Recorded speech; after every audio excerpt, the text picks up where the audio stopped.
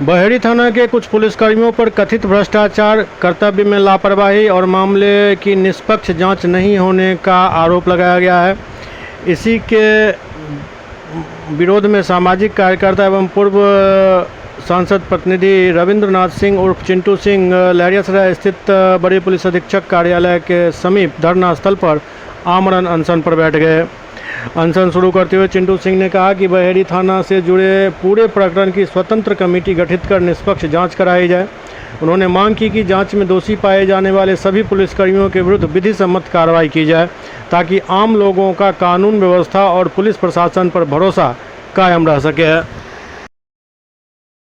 नहीं है, लेकिन इनके निचले स्तर के अधिकारी जो हैं क्या करते हैं, कितना भ्रष्टाचार में लिप्त है, ये सभी को पता है। बीते दिनों साथियों आपने देखा था केवटी में प्रभात खबर के पत्रकार जो देश के चौथे स्तंभ कहलाते हैं, जब भ्रष्टाचार को उन्होंने उजागर किया, आर्थिक अपराध इकाई की रेड हुई पीडीओ के यहाँ, तो फर्जी SC/ST एक्ट करवाकर जो है उन्हें 4 दिन में जेल भेज दिया गया।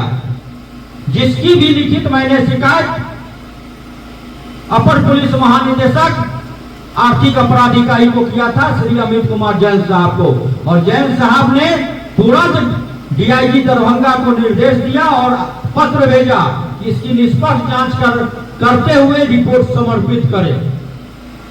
लेकिन क्या स्थिति है, एक माननीय विधायक जो भाजपा के विधायक हैं मुरारी मोहन झा जी चौकी में थानेदार के क्रियाकलापों के खिलाफ उनको धरना पर बैठना पड़ता है।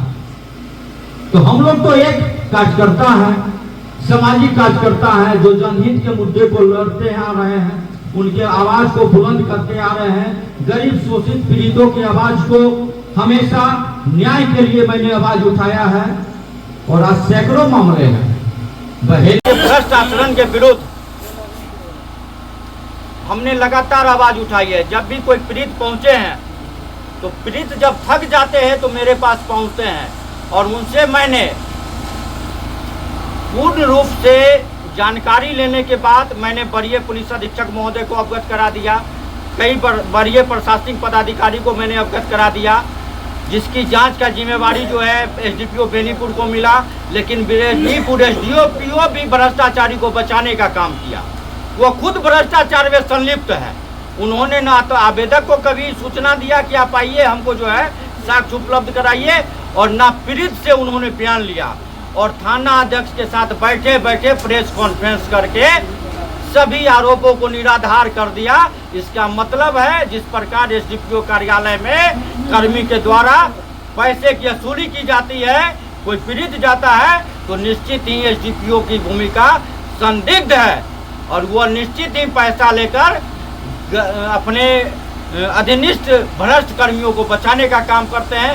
हो सकता है कि कहीं ये महीना फिक्स कर दिए हों भ्रष्ट पुलिस कर्मियों को विभिन्न थानों से, और यही वजह है कि बेनीपुर अनुमंडल क्षेत्र में बहुत सा क्राइम का ग्राफ बढ़ा है। कल भी आपने परसों भी देखा कि निमैठी गांव में गोली मार दी गई, 3 मंदिर में चोरी डकैती हुआ, लेकिन आज तक उन्भेदन नहीं हुआ। और खुलेआम ये अपराधियों को संरक्षण देकर किसी को हत्या करवा देने का धमकी दिलवाते हैं, तो कभी पत्रकार को धमकी दिलवा देते हैं। ये कौन सा कानून का राज चल रहा है भाई? ये सुशासन को बदनाम करने की कुछ भ्रष्ट अधिकारी साजिश। वायरल वीडियो की